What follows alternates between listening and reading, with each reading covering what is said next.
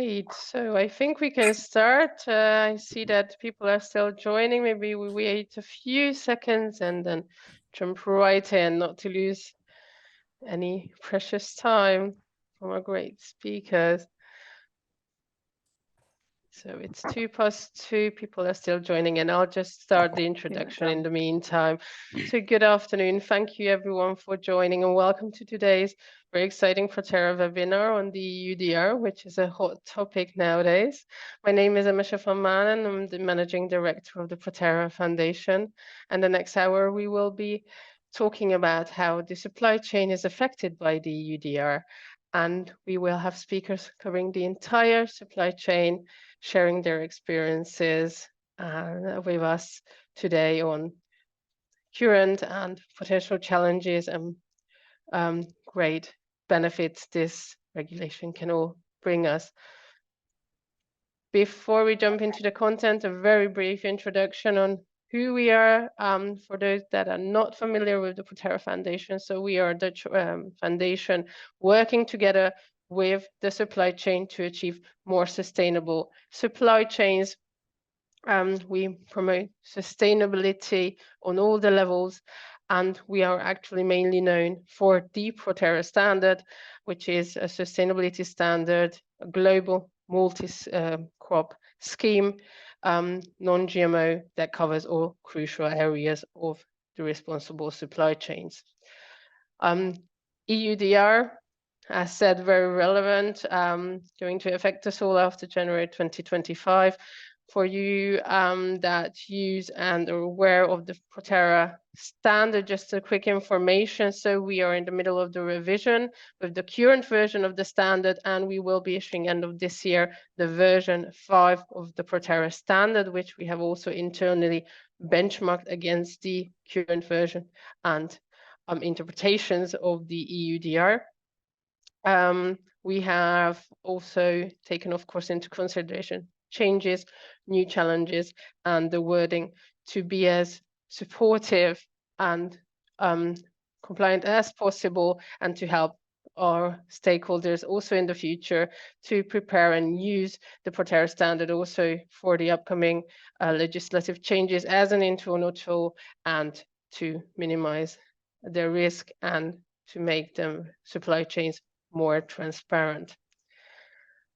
Where do we operate? It's not only the European Union. However, we know that a lot is promoted by the European Union, also on the legislative level, but also when it comes to sustainable imports. We see, and also in our cases, most of the certified volumes do come at the end as raw or processed products to the European Union, even if they are produced globally. What does that mean for soy? We operate somewhere between 2 and 3 million tons of certified soy a year, depending on the also on the productions and the demand for non-GM that has been a bit lower in the last few years. However, we see an increase since the 22 cycle again.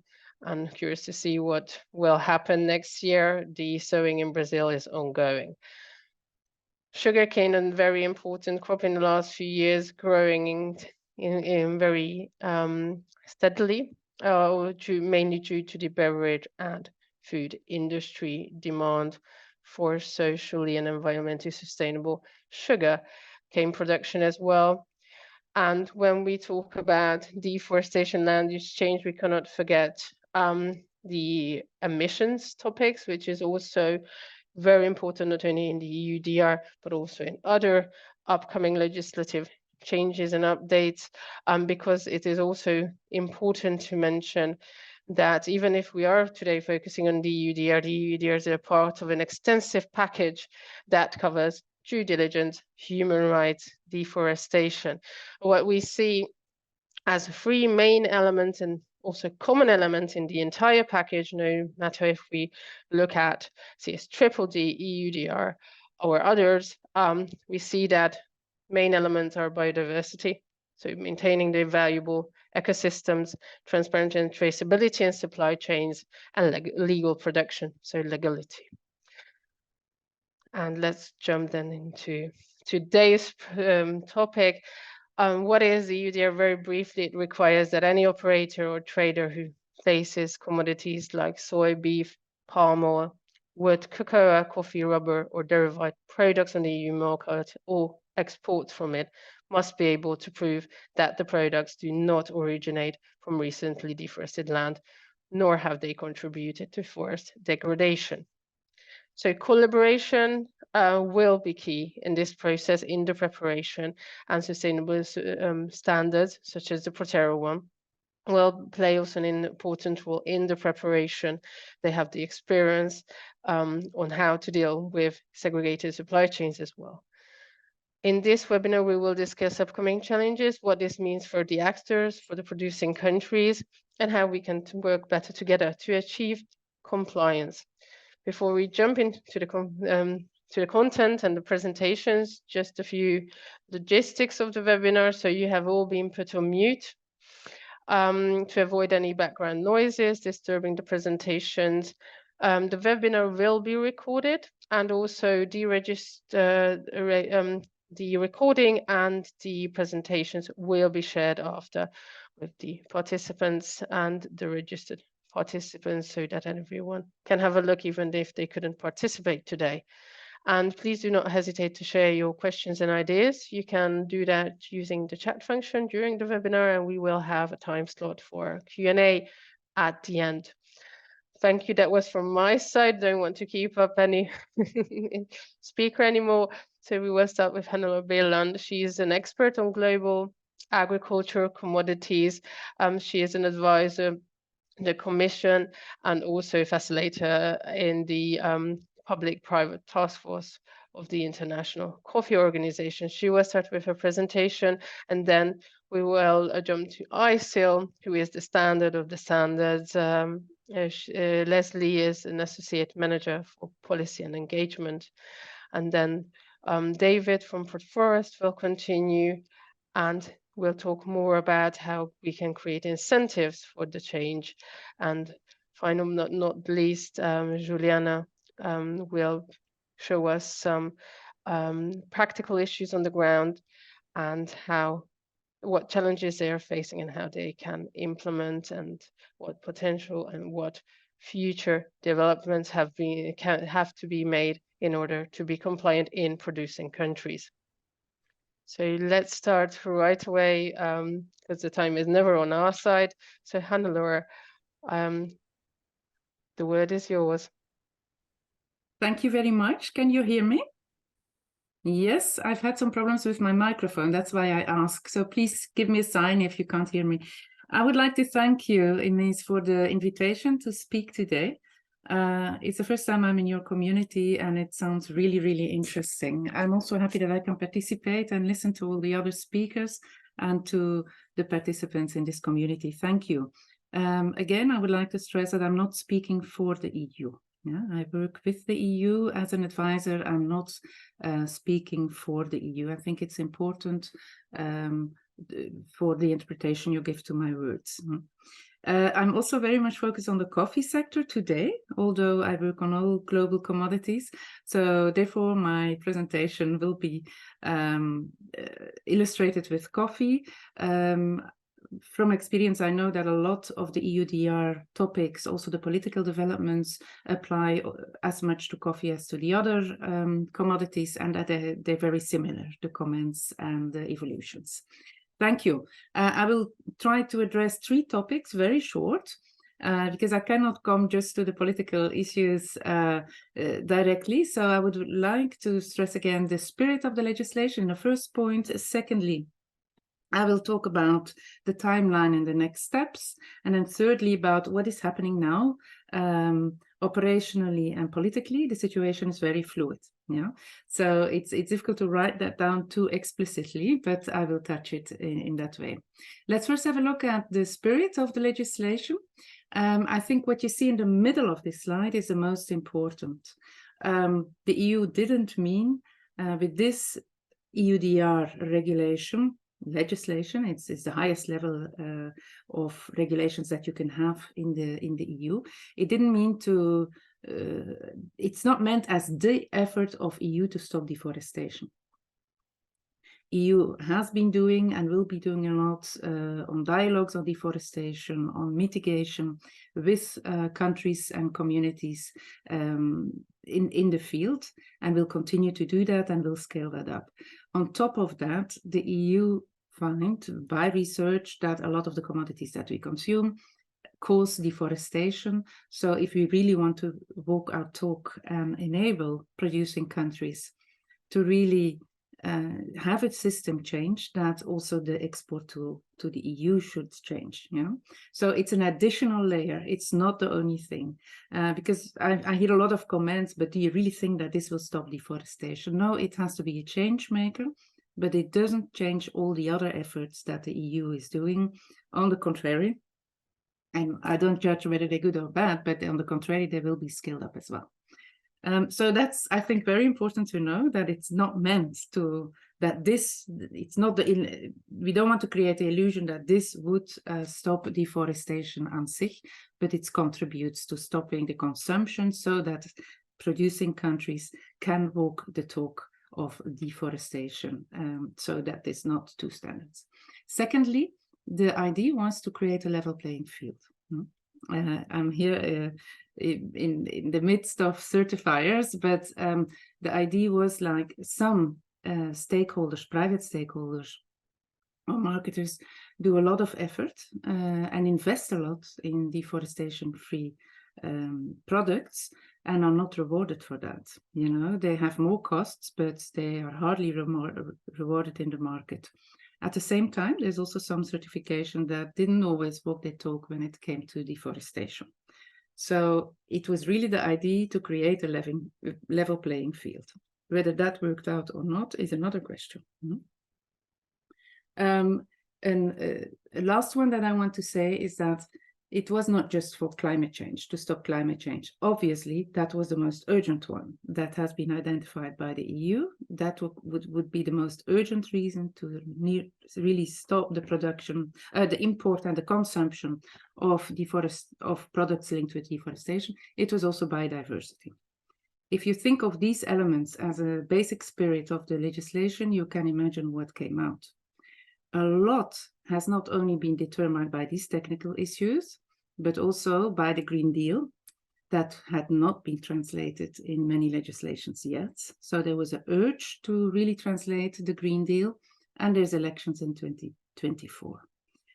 Having this mix of influence has created the EUDR the way it is today, that I'm convinced of. Then I often hear, but were they not aware that a lot of deforestation is poverty-driven? Yes, I think we are aware, and that you can also see in all the ongoing support and programs and dialogues on deforestation. Only it's been translated in a very fluid way, in the EUDR. And why could that be? And that's the last element in the spirit of the legislation. I think that the private sector was seen as the guilty one when making this regulation. Like that, we know it's poverty driven, but in the end, it's the private sector that buys it, and that can make a change.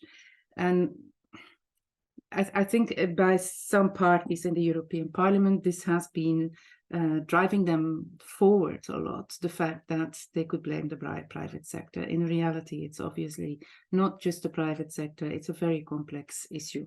But it has certainly shaped the legislation as it is now. We can go to the next slide. I will not repeat all the requirements, but the requirements are a direct, for me, are a direct consequence of this spirit. You will see it's not just about tree coverage, no, because we talk about biodiversity as well. So it's really deforestation. For deforestation, you need to check that, and to monitor, you need geolocalization. There's an urge, and it's and the private sector has to change urgently. So there's a huge penalty if you do wrong. In fact, all these requirements, which have been criticized a lot, and also the transition time has been criticized a lot, can be brought back to that spirit if you see in which context it's been made. Okay, I think we will go on. I will not explain the whole EUDR today. What did we get? So we did get a legislation that was, I think, needed if you saw the issues and the challenges we had, but with a lot of unclarities and with a lot of risks that have not been well calculated in the legislation as it stands. We did get a legislation, meaning that it will not change the legislation. There's no, you cannot imagine that this legislation will change.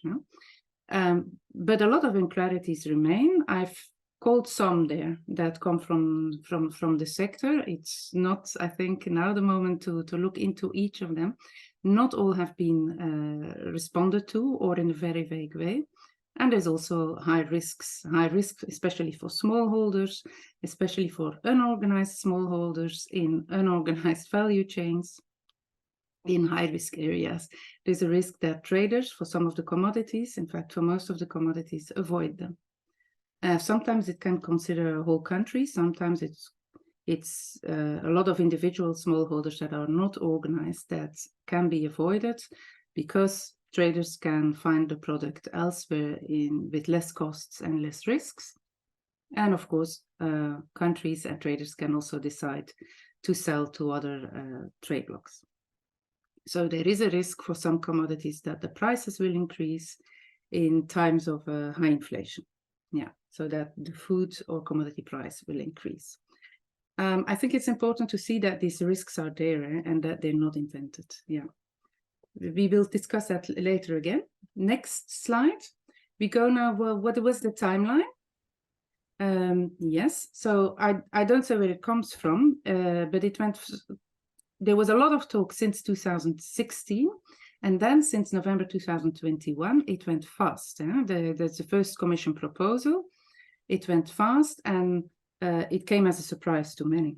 They had never thought it would go so fast, and that the Commission, Parliament and Council would put their foot down. As you know, since the end of June, it went into force. So this means the legislation is there. You can't just change the legislation. Even amending a legislation, the recent legislation, is not easy. Into application. So there is we have foreseen a transition period, as you know, for 18 months for big companies, and for SMEs, they have a little bit longer. 24 months, meaning that it will be applied, that it goes into application the 31st of December of 2024. That is what the timeline says. Yeah, we can go to the next slide, because the legislation also speaks about other points. Wait, I can't see my slide. Yeah.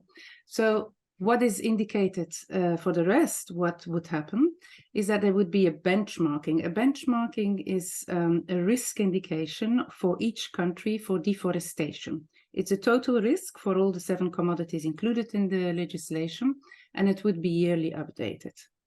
They need an implementing act for that. So that means that for the ones that have to implement it, there needs to be like an agreement, an act. And it needs to be adopted, this act, by the entry into application. They already told me it will not be before 2025. But there we come already with the political sensitiveness of this. It doesn't look like, even though there's been terms of reference for consultancy to make this benchmarking, even though DG Environment has clearly indicated for the countries that would be at high risk, rated at high risk, there will be a bilateral dialogue. We don't see that this will easily come very soon, this benchmarking. It's very politically sensitive, because producing countries say it gives them a stigma before they've even tried, or because before they could prove what they're doing already, where they come from for deforestation, and because they could prove and work on the requirements of the EUDR. So there's claims already, or there's alleged claims for the WTO. There's talks with the WTO from these producing countries to not have the benchmarking. It's not so difficult. You can easily delay the benchmarking. Yeah? You can, it's in the legislation, but if the Commission would want it, they can delay it. So you could delay it for 5 years or 10 years until everybody has been able to start to work on it. But we'll have to see what happens on that one. Of course, normally in the WTO, you can only put a claim once it's into application. So there's a lot of talks and there's a lot of claims, but we cannot say it's formal claims. Good. What has been done as well, the DG Environment has made a list of frequently asked questions that will be updated. So they've published it in June 2023, and they will continuously update it. So it does make sense to send them questions, additional questions, which come very much per sector towards DG Environment. Sometimes we find the answers in the frequently asked questions a bit vague. But that is also because they have to be replied to for all these commodities. So the details are often sector specific, which is not included in the frequently asked questions. So this is not completely solved. Therefore, and also for the political reasons, the deforestation platform of the EU, which existed already, will be widened and deepened and focused. Widened, so more members can apply to become a member. You can still do that till September the 18th. Deeper, they will look deeper into which mechanisms can facilitate the implementation of the EUDR, and in the next 2 years, it will only focus on the implementation of EUDR. So I think that's a big step forward. This is not a political dialogue. This is a technical dialogue. I think it's important to say that. We will come to that later. There is dialogue with and between embassies of producing and importing countries. This is ongoing. It doesn't always run that smoothly, but there is a dialogue. It's not necessarily a sector dialogue. There's been a lot said on guidelines. Today, the DG Environment commits to make guidelines for SMEs.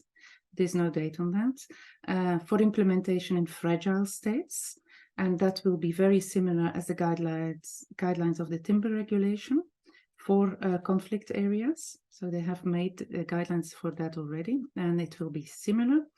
And they will invest a lot in the guidelines for the EU competent authorities themselves, because they also all need to be trained and have access to systems.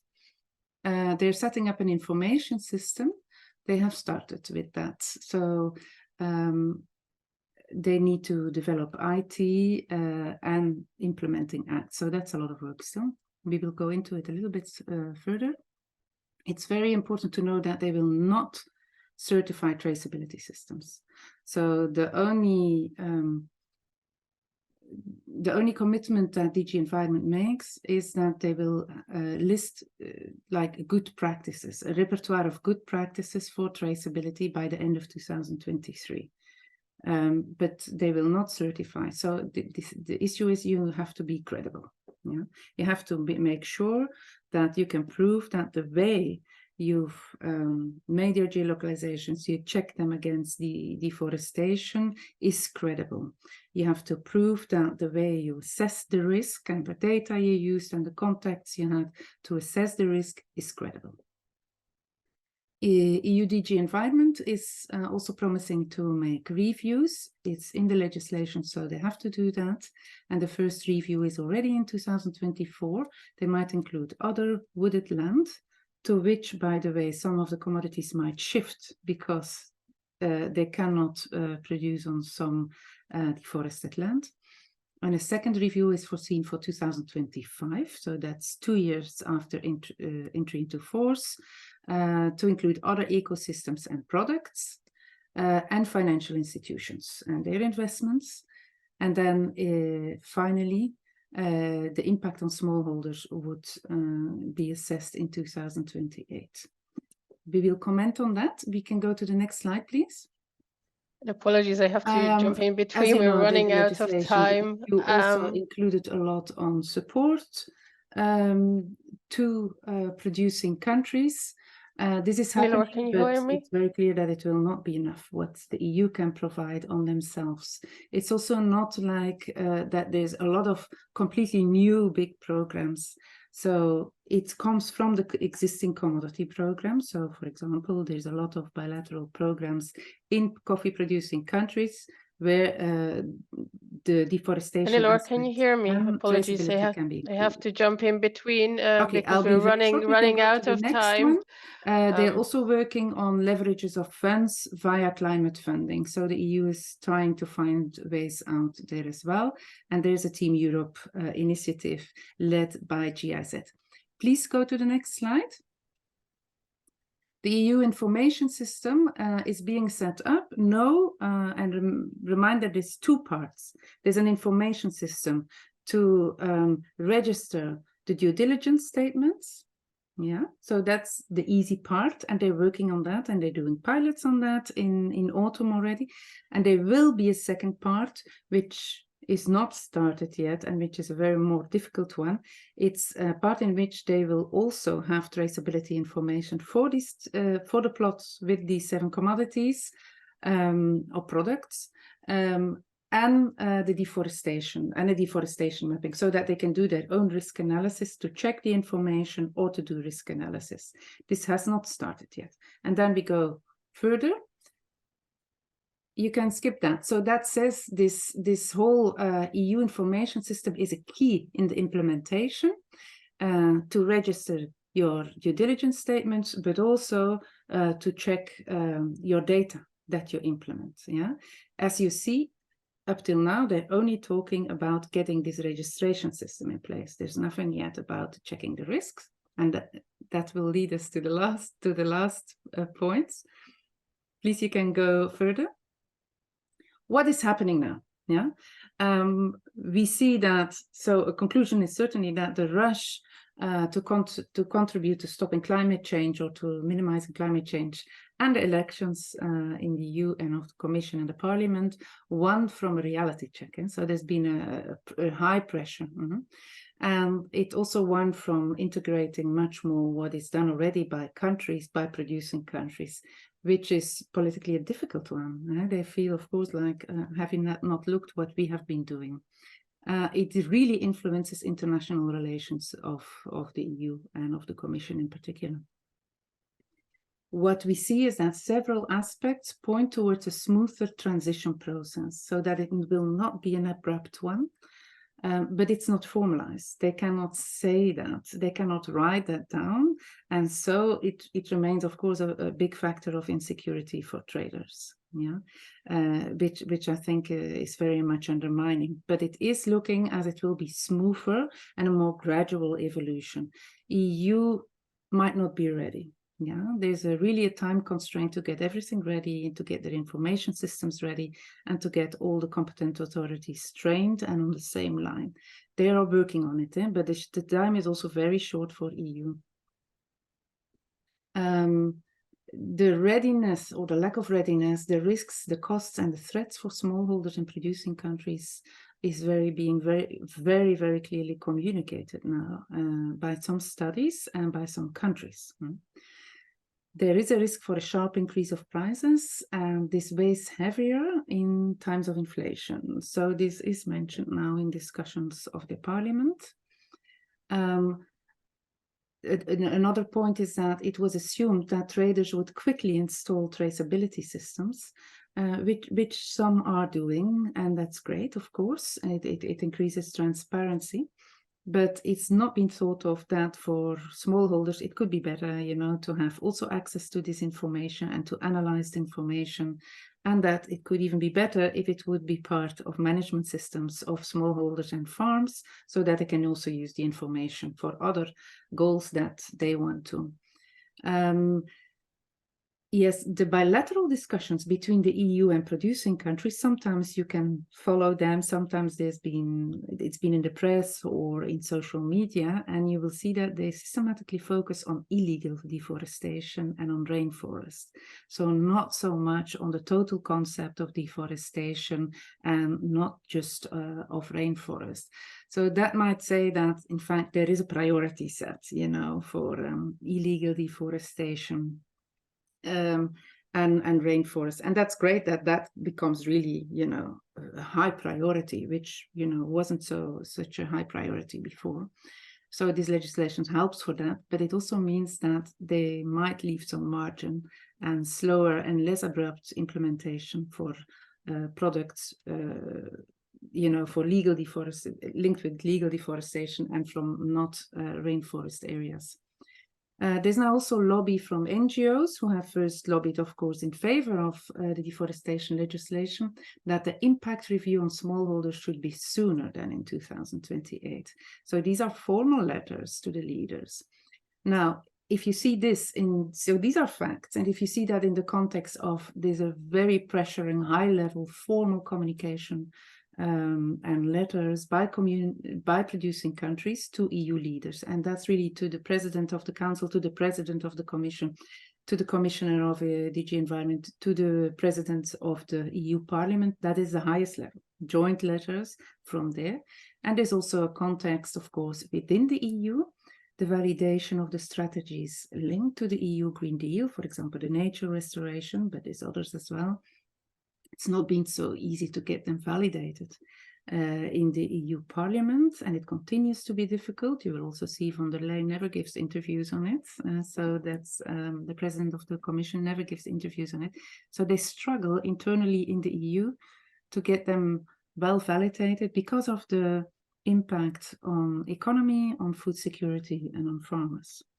And it's a bit difficult for EU to be so strict externally, if internally it's already so difficult, you know. It gives an impression like if it's for our own farmers, for our own food security, and for our own economy especially, then we hesitate. If it's for the others, you know, we don't hesitate. So I think in this context, we might go towards a smoother transition, but it doesn't mean that it would be less sure. There will be a transition, and this legislation will continue to exist, but it might be smoother. In the meantime, collaborations are key. Collaborations, technical collaborations, as Smith already said, but also collaborations that push together, all aspects together, for example, between certification mechanisms and certified farmers and not certified farmers, or farmers that are not organized. So it's also in the countries and in the communities an idea to work together so that risk assessments can be done together, and that credible due diligence statements can be made based on input from certified farmer certification mechanisms. It means a lot for the risk assessment that has to be done. Thank you. Thank you so much. And this is a wonderful last word to link it to Leslie's presentation. Thank you very much. It shows also the complexity and how much topics there are to be discussed under the EUDR. I would like to give the word to Leslie, who will focus on this collaboration and the certification aspect and how schemes can play also a role when it comes to the EUDR and its implementation. So Leslie, the word is yours. Thank you. Thank you so much. Hello, everyone. So thanks for MS for inviting me to join this very interesting webinar. I'm Leslie Sajou. I'm the Associate Manager on Policy and Engagement for ICIL. And for those who don't know us, we are a membership-based organization that works with ambitious voluntary sustainability standards and systems to promote more credible practices. So within our membership, we have like multi-stakeholder initiatives that work across more than 100 countries in various sectors, from forestry, seafood to biomaterials, extractive. So as Emma said, I will be providing an overview of the potential impacts the EUDR will be having for the sustainability standards and how they might be able to contribute in the implementation of this new regulation. Next slide, please.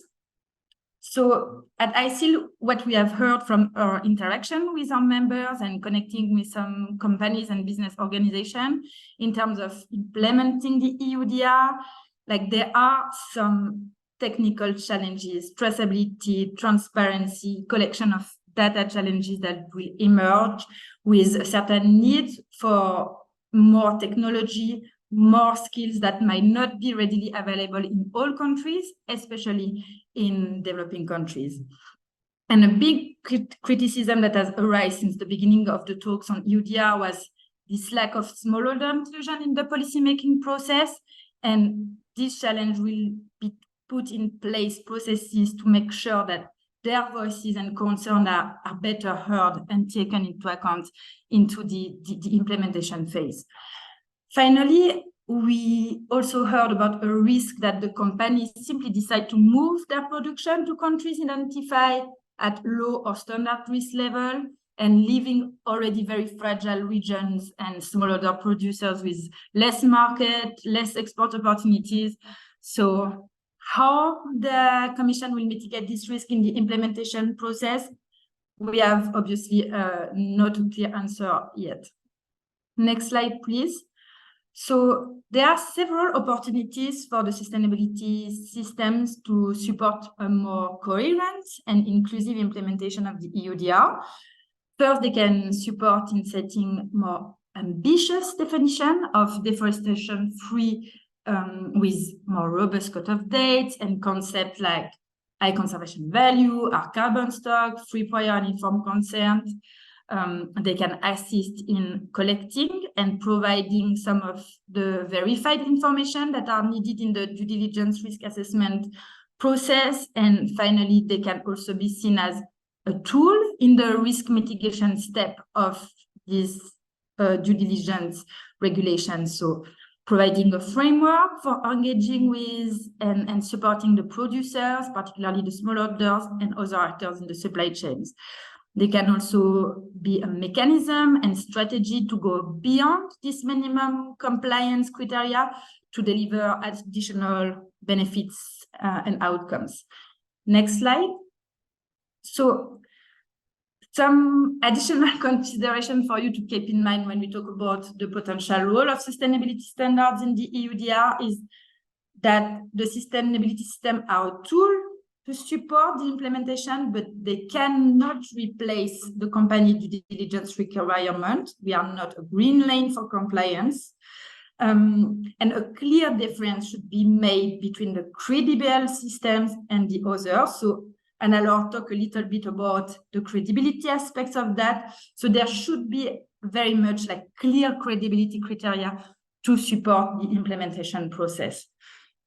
And finally, EUDR can also be an opportunity for the standards to align on various mechanisms, on the traceability data approaches, on the risk management approaches as well. So this can be also an opportunity for the systems themselves. Next slide. So to take the example of ICIL and how we are contributing and putting some efforts into thinking what we can do to support the EUDR implementation. So first, we know that forest certification has been an effective tool in improving the forest management around the world, and a range of certification systems have increasingly adopted stronger criteria on deforestation already. So building on this, our members have been exploring new ways to strengthen and diversify their approaches and programs. So from empowering the local communities to supporting local forest management practices to new ways of using mapping tools, localization data, secondary data, and how to develop more effective mitigation strategy. So ICIL has also a stream of work on landscape and jurisdictional approaches. We also support initiatives and solutions that tackle deforestation at a scale beyond the production unit. So this is basically in blue what our technical teams are working on, which is very much feeding into the policy side of things, which is more in the grainy yellow type of your screen.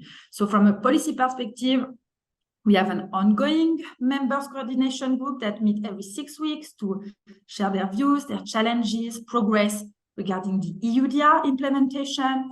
We will continue to have an active outreach and policy positioning role at the EU level and now at the implementing country levels as well. And ICIL is also aiming to join now a focus group at the EU level on traceability to support the discussions about the EUDR implementation processes. Next slide, please. So going beyond what we are already doing to support our members on deforestation-free supply chains, I think ICIL is well placed to support the sustainability systems and the VSS to understand the implication of this legislation and to convene and facilitate more member learning and collaboration and to catalyze the innovations and the scalable solution. So now that EUDR has entered into force, it's time for the systems to adapt or strengthen around a variety of mechanisms that can, as I said before, support the risk assessment process and the mitigation process, the geolocalization, the availability of data, the equity and access of smallholders and SMEs, as well as the control of non-certified production, which is a big challenge as well, also mentioned by Anna. So if such actions are efficiently taken, then the sustainability standards could really be successful tools and be used to support the company due diligence obligation under the EUDR. Next slide. Yes, so as I was saying, I will have to leave at sharply 5. So if you have any questions, I will try to answer those in the Q&A box, but I also leave here my email address if you would like to reach out in the future. Thank you very much. Thank you so much. And the slides will be shared, and we will try to any questions that we cannot address because of the lack of time.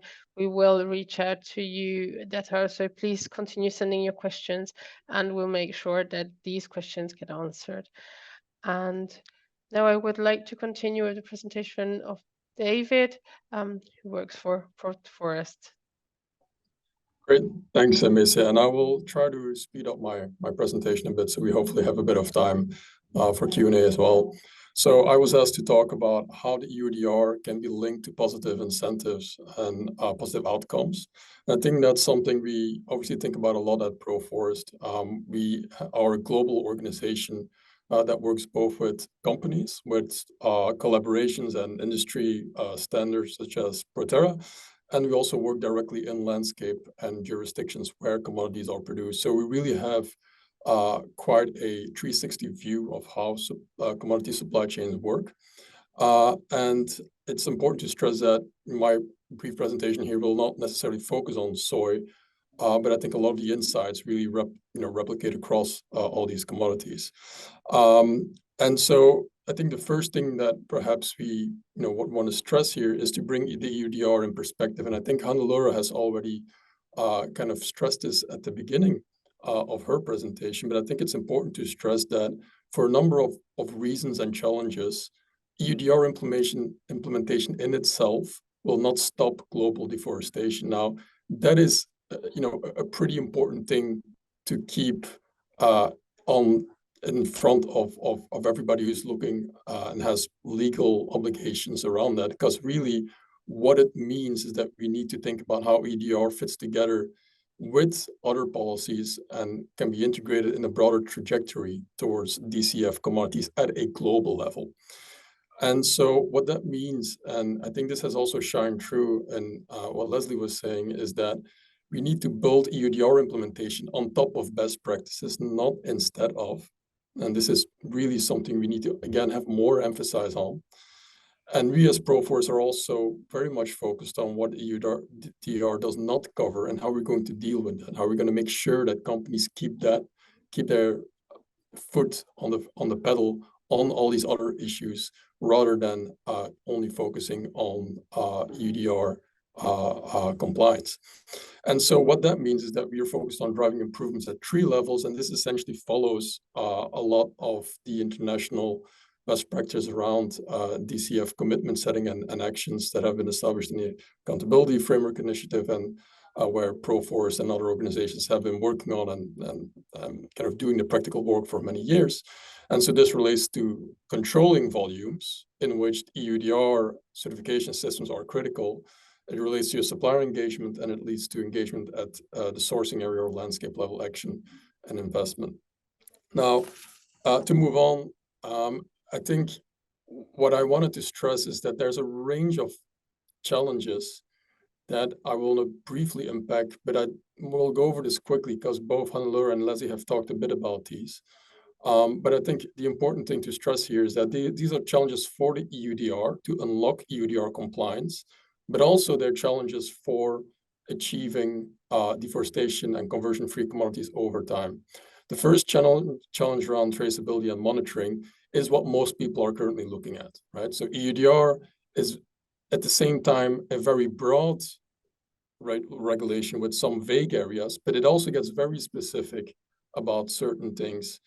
And that mainly relates to the traceability and monitoring piece. So there's a lot of attention and investment going now into how to collect land plot data and the ways to channel that up and down the supply chain. And that is important, but also these challenges are pretty significant to doing that at scale. And we think really the most cost-effective way to scale this will be through collective approaches, either at sector or national level. So each company trying to do this on its own is going to be very, very difficult and time intensive. So we really need to think about what it looks like to put in place systems over time that can manage that. And again, certification systems are one way to start thinking about this, and there's other ways as well. The second challenge is really around land use planning, and this is at the heart of how to solve deforestation and conversion at the global level. And the point here is that while the EU is an important market and the EUDR is an important driver of company action, in most markets and for most commodities, the EU is not the dominant import market, which means there will be what we call leakage. So other markets, China, etc., that will be buying these commodities. And certainly for commodities like soy, this is exacerbated in a number of ways. And so what that means is that if we only focus on EUDR implementation there's a lot of critical processes that will get overlooked. And that is also the fact because of the FAO definition and kind of the definition of deforestation in the EUDR in the end is quite limited, and a lot of organizations have mentioned this, and that's also, I believe, under review. So what's really important here is for companies to understand that land use planning processes need to be put into place. Otherwise, EUDR compliance will not be unlocked, and certainly we're not going to make a dent in global deforestation either. So the last or the third challenge there is inclusion and incentives. I think already Leslie and Hannelore have talked about this. I would just stress that, yes, the smallholder inclusion piece is critical, but also larger producers will need to be addressed in terms of how they see the benefits or even the economic sense in still working with EU buyers, and what can we provide in terms of a package of EUDR compliance requirements that go above that, and then incentives tied to that. So for these larger producers, it is actually interesting, and they do want to move towards EUDR compliance and beyond. And I think, again, for the soy sector, that's a very important question. And then lastly, there's a bunch of unforeseen dynamics that I think you don't need to get into detail here, but it's clear that there's different ways that the EUDR will affect supply chains that might have to be considered and mitigated later on. So to move on then, what does it start looking like if you think about an integrated toolbox where EUDR compliance and moving towards deforestation and conversion free at the global level? What does that look like? Well, at the company level, there's a range of things that companies can start planning around, obviously leveraging certification, working with suppliers, addressing this traceability challenge, thinking about their remote sensing tools and how that relates to field level responses. All of those things are there to consider But really, the second point that I want to make is that this needs to go together with collective action. Because again, none of the challenges that we talked about in the previous slide can really be solved by any single company. And so while it's great that the EUDR puts emphasis on kind of the legal responsibility of individual operators and traders, what we really need is thinking about these things in collective settings. And that is where a lot more work and urgency needs to be done. And I think it both can come from policymaker side, but also from within the private sector. And of course, what in the end we want this to lead to is that we actually see positive and consistent incentives that make sense for the producers at the beginning of supply chains. If we can't succeed in putting that in place, then we won't achieve that goal of ending global deforestation. And that is something that the policymakers working on EUDR also need to have in front of them. So then just moving towards my last slide, I think these are just some broad considerations. I'm not going to go through all of these, but I would want to stress again that we do think that in terms of our better alignment with existing best practices is going to be very important for the competent authorities working on this, as well as for the companies that need to implement it. So I'll stop there and happy to answer any questions. Thank you so much. And last but not least, Juliana. Thank you, Hermes. To present what this means, all this that we heard on the ground when it comes to the practice. Okay, so thank you very much for the invitation. I think one of the key points that was touched here is that EUDR is on top, it's not on top of all everything, but it needs to be a collective action, especially when you look into everything that each company has already made, but also that is going to have to implement on traceability, on monitoring approach, because only EUDR will not solve the issue of deforestation. And again, when Hannelore mentioned that when you look into the perspective that the legislation was not created to just stop deforestation, but to avoid that the commodities with deforestation enters to EU, I don't think that on the consumers' approach and the media, this is what was said. So this is my concern about the EUDR, that people will understand that with the implementation of EUDR, there will be no deforestation anymore. And this is where the challenge really comes to the table. Because in Europe, the volume of soy and other commodities is not enough to solve the issues that we have that are illegal deforestation in Brazil, not to connect it to any kind of commodities that is produced.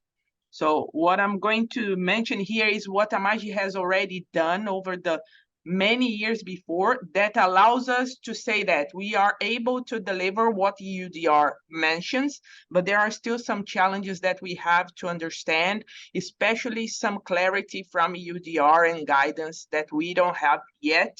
And looking to the timeline that is implemented, it doesn't connect the real timeline of how commodity commercialization works.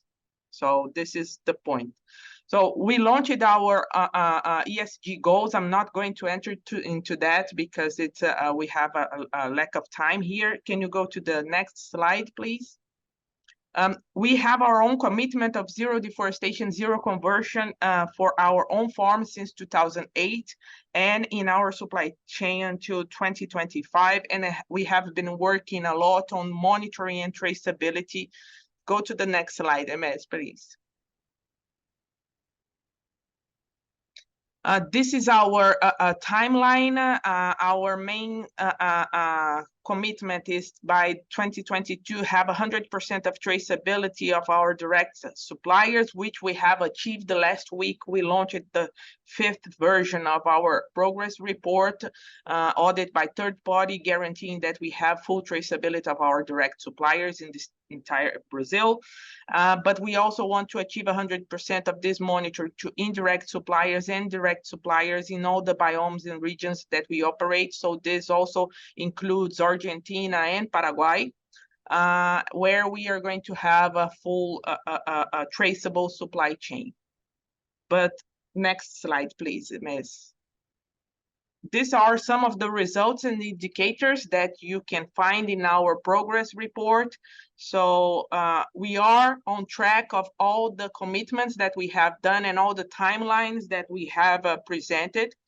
And we are still responsible for a very big portion of certified soy according to DCF standards.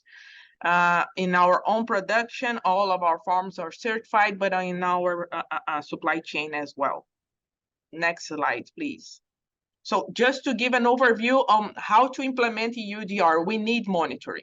And when you look into the numbers of AMAGGI, we monitor in a daily basis almost 18 million hectares. 18 million hectares, and when you look at that 8 million hectares, almost 7 million hectares is native vegetation area, and 8 million hectares of soybean production. This, when you look into the number of properties, almost 7,000 properties are being monitored every day. But when you look into tracked cars, which is the registry, you have almost 20,000. So this is a very big, important discussion about what plot in the legislation will be. It will be car, it will be just a part of the property, it will be where we call in the production area of the farm, or if it's going to be the entire farm, because this has different types of how robust is your monitoring and how you can guarantee that you are delivering a deforestation or conversion-free soy. Next slide, please. We have created Origins, which is our program for origin guarantee. This just do not change on the process that we have been done and we are going to continue to do, which the standards that we operate as well, like ProTerra, but it was a system, it is the base of analysis and a guarantee that we are able to include to guarantee the traceability and the requirements from EUDR. Ms. The next slide, please. So this is, we are able to deliver DCF with a monitoring and due diligence process by satellite image and a guarantee with the soy moratorium as a standard. We also are able with this program to deliver a even stricter cutoff date if that's what the client wants, because we know that there are some clients that has stricter cutoff dates. But this, again, has a lot to do with logistics and channels that we need to analyze if it's going through the channel that the client needs, but also if the volume compensates the cost. I think this is a big discussion on EUDR. We need to remember that this will bring cost to the entire chain. So how this is going to be spread and discussed, I think this is the main point of the process. Next slide, please. Just the other one, just to show, yes, this is Brazil. And I think this is one of the key topics that need to be understood when we talk about EUDR, because it will be very driven on logistics. It will depend on what are the ports that are going to be used to deliver the goods to Europe, what will be the volume, and then you will have areas that will be the main sources of area from EU. So when we discuss if this will have a very robust approach on the entire country, it will really depend on the logistics and how things are going to move after EUDR is implemented, and how clients and how the consumers are, especially consumer good companies and feed companies, will start to request their buying process and their due diligence guarantee. Just to one topic that I wrote, because I know we do not have time. It will be very important for one of the key aspects is that we do not have some guidance from EUDR yet. And we don't have even the information when some of the guidance that are keen will be published. And if you look into how the commercialization works, we already buying soy from in 2024.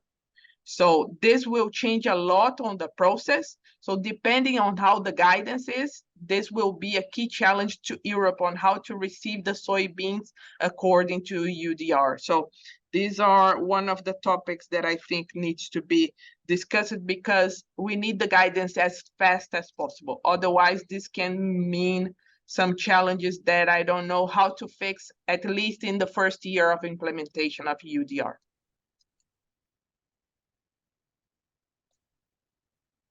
I think that's it, MS, just to guarantee the time. It's Thank you so much for speeding up at the end. Unfortunately, the Q&A will not be possible, but what we will do, we have all the questions documented, and we will reach out to the participants and answer those one-to-one.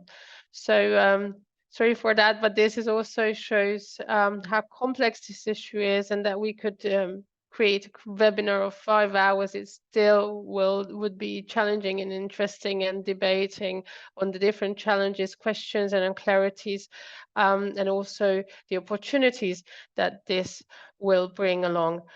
So from my side, thank you so much, speakers, that you were with us and sharing your experiences and your insights, and also for the participants for joining today. The slides, as mentioned, will be shared, and hope to see you all next time. Thank you and take care. Thanks, everybody. Thank you, everybody. Have a nice day. Thank you.